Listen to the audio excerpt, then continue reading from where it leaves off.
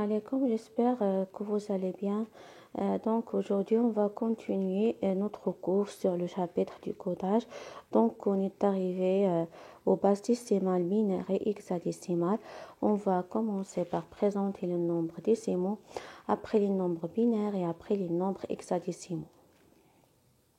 Alors, donc, on sait que le codage de l'information, c'est en fait, c'est d'établir une correspondance entre la représentation externe de l'information et sa représentation interne dans la machine. C'est-à-dire, par exemple, la représentation externe, une information sous format d'un document texte.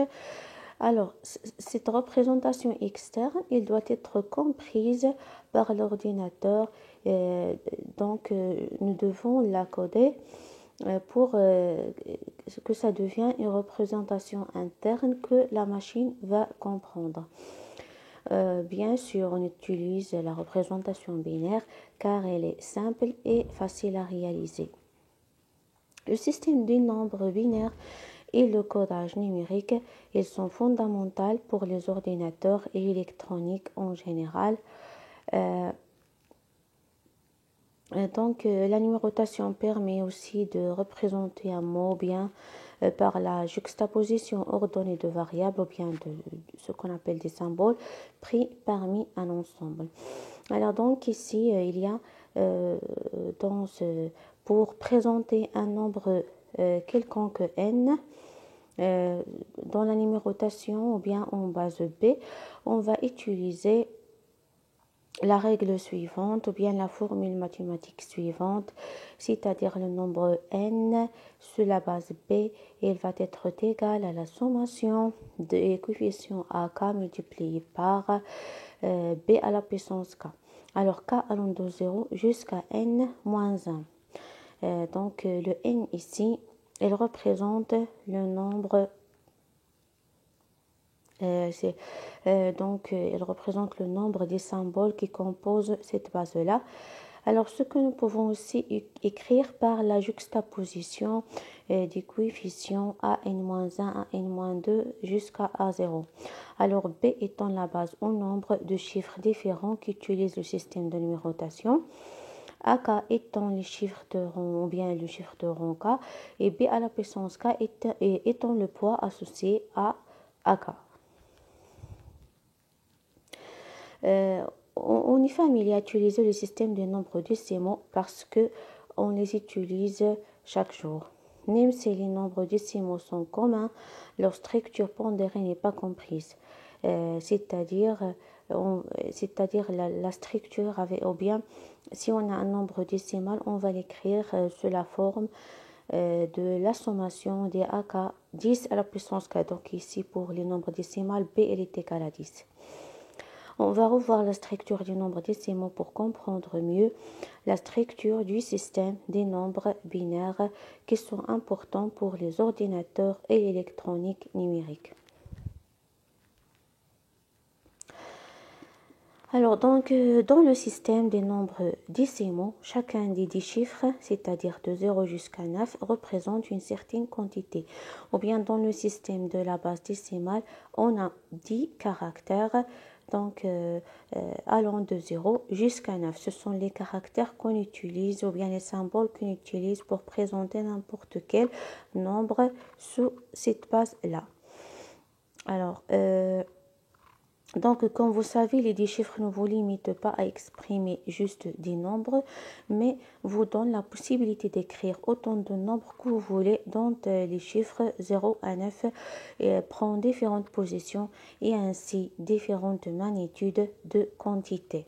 Alors, dans cet exemple, on veut présenter ou bien on veut comprendre cette structure-là, le nombre 23, comment on peut le présenter dans la base 10. Alors 23 n'est que 2 multiplié par 10 plus 3 multiplié par 1. Alors donc ici, si on applique la relation qu'on a vue de la sommation des AKB à la puissance K, on aura ici A1, elle est égale à 2. Donc, b à la puissance 1, c'est 10 à la puissance 1, plus a0, il est égal à 3, multiplié par b à la puissance 0, qui est égal à 10 à la puissance 0. Alors, donc, la position de chaque chiffre dans un nombre décimal indique la magnitude de quantité représentée et il peut être assigné à un point. Les poids de tous ces chiffres sont des puissances positives de 10 qui augmentent de gauche à droite en commençant par 10 à la puissance 0. Donc ici, on parle des nombres décimales qui ne sont pas fractionnaires, donc des nombres qui ne contiennent pas des virgules. Alors, donc, on a les pondérations suivantes allant de 10 à la puissance 0, 10 à la puissance 1. Donc, comme on a vu dans la relation mathématique, allant jusqu'à 10 à la puissance n-1. Pour les nombres fractionnaires, les pondérations sont des puissances négatives de 10 et diminuent de gauche à droite en commençant par 10 à la puissance moins 1. Alors, contrairement aux nombres qui ne sont pas fractionnaires, qui augmentent de droite à gauche, alors ceci qui se trouve après la virgule, elle diminue de gauche à droite. C'est-à-dire, par exemple, si je veux présenter 0,1, donc c'est tout simplement 10 à la puissance moins 1. Si je veux présenter 0,01, c'est tout simplement 10 à la puissance moins 2 et ainsi de suite. Pour les nombres fractionnaires, les pondérations sont des puissances négatives de 10 et diminuent de gauche à droite, donc en commençant par 10 à la puissance moins 1. Alors la valeur d'un nombre décimal est la somme des nombres après multiplication de chaque chiffre par son poids. Donc ici toujours on revient à la relation mathématique, la sommation de k allant de 0 jusqu'à n-1 des coefficients ak multipliés par les poids b à la puissance k. Donc ici on va voir cet exemple-là. On veut exprimer 58 sous la forme d'une somme des valeurs de chaque chiffre. Qu'est-ce qu'on va faire? Donc, on va l'écrire sous la forme mathématique. Donc, 58, il est égal à combien? 5 multiplié par 10 à la puissance 1 plus 8 multiplié par 10 à la puissance 0. Donc, ici, les coefficients, c'est 5 et 8. Les pondérations, ou bien les poids, ce sont 10 à la puissance 1, 10 à la puissance 0. On va prendre un autre exemple. Si on veut exprimer le nombre 586,23 sous la forme d'une somme des valeurs de chaque chiffre, alors qu'est-ce qu'on va faire? Donc, tout ce qui est à gauche de la virgule va être exprimé sous forme de puissance par 10 à la puissance quelque chose de positif. Et tout ce qui est à droite de la virgule, il va être des multiplications par des puissances de 10 à la puissance quelque chose de négatif.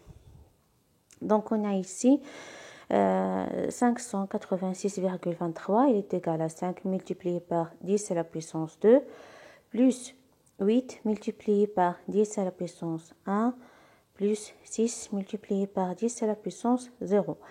Alors maintenant, on va passer au nombre après la virgule. On va avoir 2 multiplié par 10 à la puissance moins 1, plus 3 multiplié par 10 à la puissance moins 2. Donc ici, comme vous remarquez, les coefficients sont 5, 8, 6, 2, 3. Et les poids ou bien les pondérations sont 10 à la puissance 2, 10 à la puissance 1, 10 à la puissance 0, 10 à la puissance moins 1 et 10 à la puissance moins 2.